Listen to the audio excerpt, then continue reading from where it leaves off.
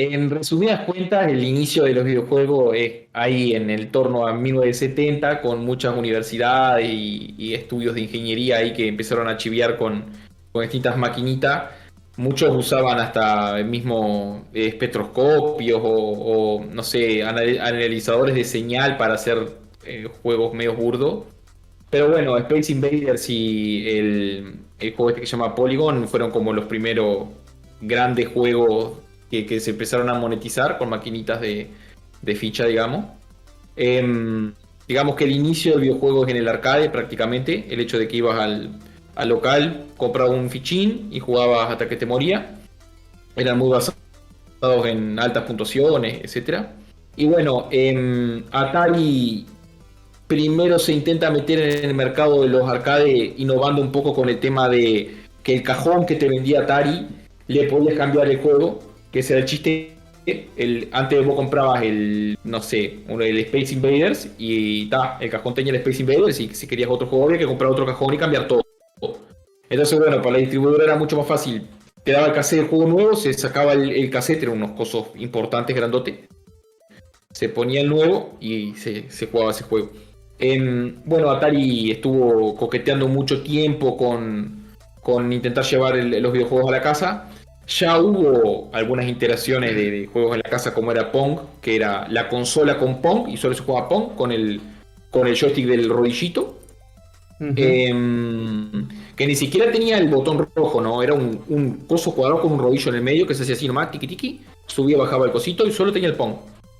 Pero bueno, Atari destruye el mercado con la 2600, una consola de hogareña en la que se le podía cambiar los cassettes y los cartuchos. Y bueno, ahí viene una era, la primera era de los 8 bits, donde el mercado se vuelve una total salvajada, tipo todos empiezan a sacar consolas y juegos. Está Coleco, que recuerdo así rápidamente, está Coleco, está la Atari obviamente, hay un par de marcas más que ahora ya no existen. Y en el medio de todo eso también estaban empezando a aparecer los microordenadores, que eran computadoras que si alguno quiere buscar Z Spectrum o no sé, o Amiga, era el típico, como si fuera un teclado que ya tenía todo, se descargaban cintas de cassette como música, Se nos fue el tal pelo. cual casetitos de música. Y eso, bueno, se tiraba un par de comandos, pilabas el disco y jugabas. Pero, Se nos fue el El pelo. producto que ofrecía TDKC. Se te pixeló la cámara. sí, Sí, sí, volvió a los 8 bits. Volvió a los 8 bits. No pasa nada. Él está, espera, es que está teletransportándose al pasado ya, entonces para no ponerse puede con en todo, no puede con contexto. todo. Es Claro, claro, entendible, es claro. entendible. Bueno, ahí me escuchan bien. Sí, sí, sí, sí. Tuve, Ujú.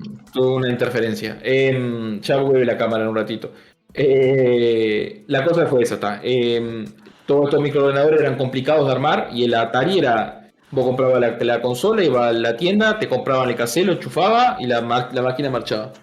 Es El más, problema que hubo, sí, es más, yo me acuerdo que una vez se me rompió y la desarmé y es todo plástico. Lo único que tenía era la placa nomás donde vos ponías el cassette. ajá, un Atari decís. Sí. Ahora sí, volví. Mira qué lindo que estoy. Bueno, entonces, la cosa fue que el mercado en Estados Unidos en el 83 se come un crash gigantesco que amenaza con acabar los videojuegos para siempre, porque todo el mundo empezó a sacar juegos que era una porquería, era tipo, cobraban $60 por una porquería de juegos que eran inusables. Hay un documental de juego de T en el que enterraron 60.000 copias en un terreno en el medio del desierto porque no lo pudieron vender. Era una porquería, fue un desastre. Y bueno, los analistas económicos decían que se acabaron los videojuegos, fue una ola ahí de unos 5 o 6 años importantes y se acabó todo. Y están los señores de Nintendo en Japón empezando a sacar cuenta y a ver de que había un negocio ahí, pero había que regularlo.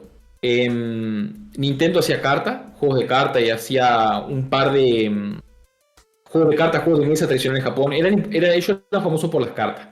Y aparte habían hecho un par de juegos electromecánicos, tipo juegos que le tirabas un blanco con una pistolita y saltaba algo, por ejemplo, pero todo mecánico, no era todo con cositas armadas, ¿no? Mucho para tipo arcade también o ferias, el típico de tirarle un patito y que te ganas un oso, cosas por el estilo. Pero bueno, el hijo del presidente en ese entonces, que si yo no me acuerdo, creo que todavía son los Yamauchi, si no estoy mal, le dijo al padre, mira, acá hay un negocio enorme, hay mucha guita, hay que meternos en este mercado, hay que intentar innovar en esto, y bueno, el plan de Nintendo fue sacar una consola que sea familiar, una consola que pareciera un juguete, que se pudiera vender como un juguete. En Japón se llamó Famicom, en Estados Unidos bastante más adelante se fue a llamar la Nintendo Entertainment System, la NES. La NES. Y bueno, el chiste es que si vos mirás la Famicom y buscas la NES, la Famicom tiene clara pinta de juguete, es claramente un juguetito. Y la NES no tiene una pinta más empresarial, más de electrodoméstico, digamos. Y bueno, el modelo de Nintendo por el que irrumpió salvajemente en el mercado en todos lados, principalmente en Estados Unidos, que fue donde hicieron la guita, era que Nintendo certificaba los juegos. No podía cualquier mono salir a vender. Obviamente Alexis podía vender por más que sea un mono, pero tenía que hacerse certificar por Nintendo. Entonces lo que hacía Nintendo era te vendía los cartuchos, te vendía la certificación y los juegos salían en una caja con un sellito que decía que Nintendo lo certificaba.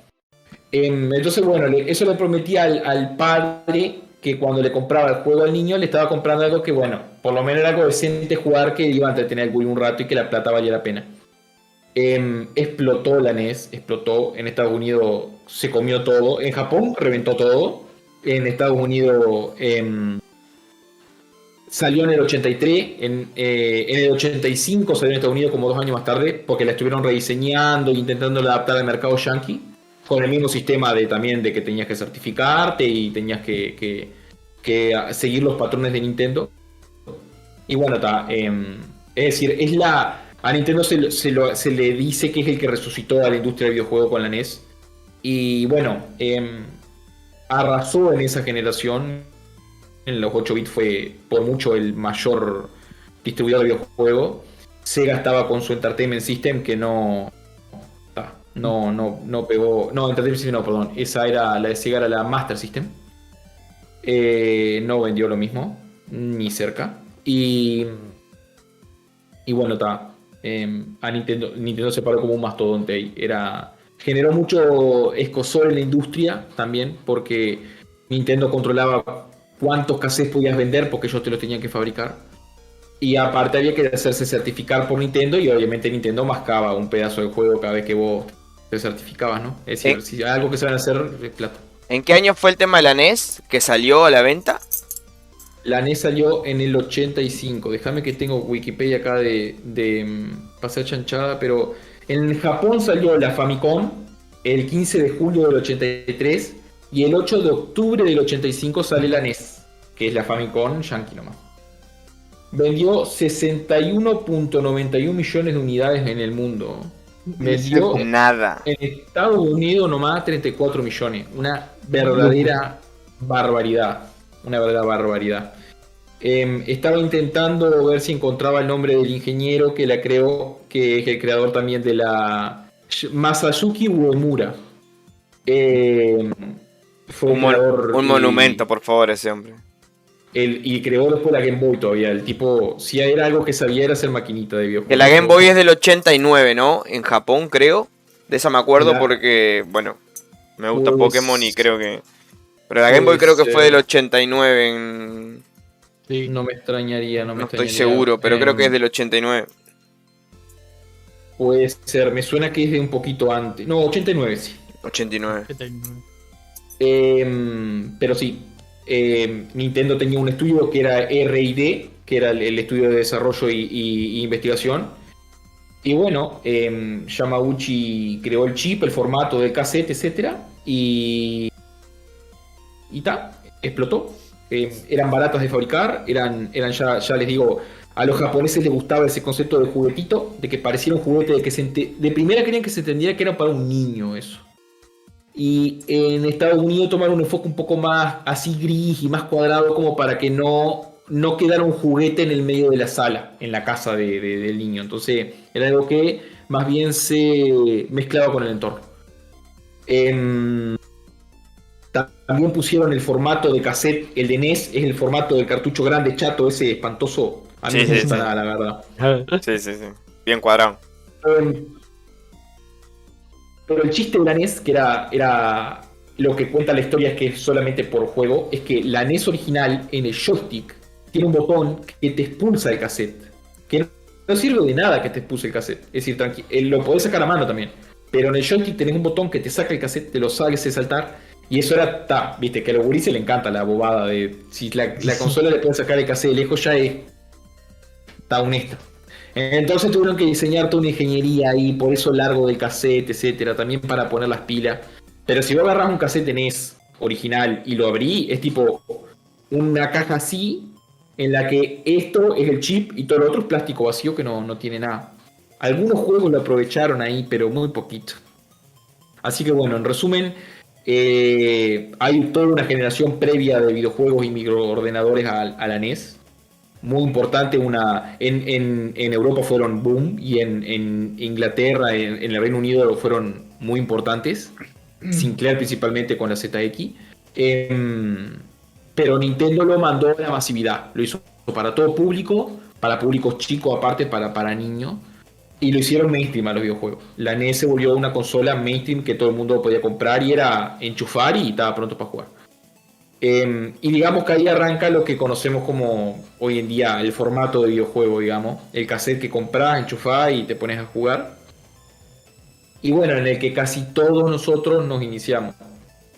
Como último apunte, que le puede pasar a casi todos, seguramente los que crecieron en Uruguay, Argentina y Brasil, es que acá nosotros vimos, en Brasil se hizo, la piratería fue salvaje con la NES y con la Master System de Sega. Salvaje. Es que acá llegó cualquier cosa menos la NES.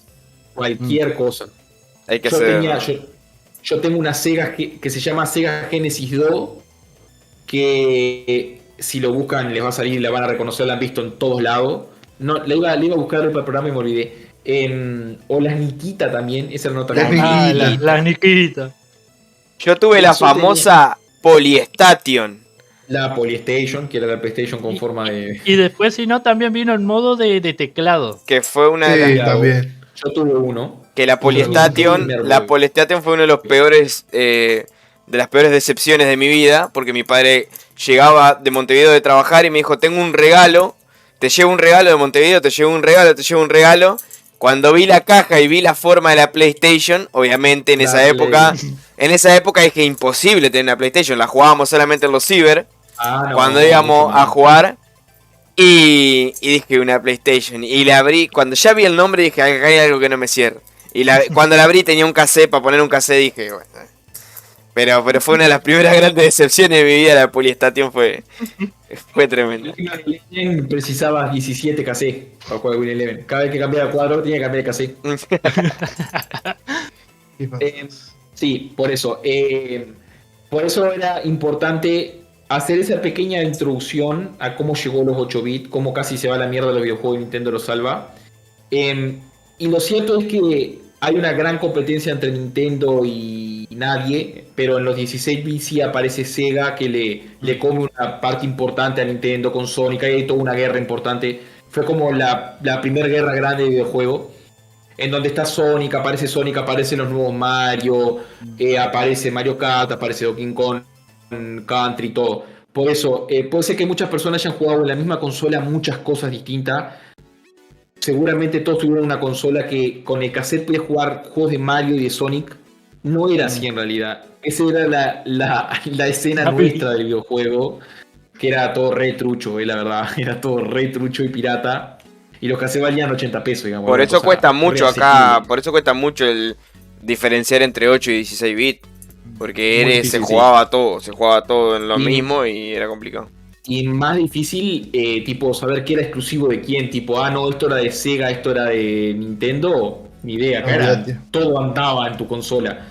Em, pero sí, los brasileros salvajes fueron con la piratería y mismo están tan despegados que hay toda una cultura de hardware de Sega y de Nintendo de 16 bits, tanto que siguen sacando juegos, tipo juegos nuevos en cassette y todo que podés comprar, juegos nuevos que tipo los hacen por Kickstarter o esas mierdas, y tipo lo podés enchufar en tu consola y anda, tipo juegos nuevos. Han desarrollado hasta hardware nuevo para los cassettes, tipo despegado.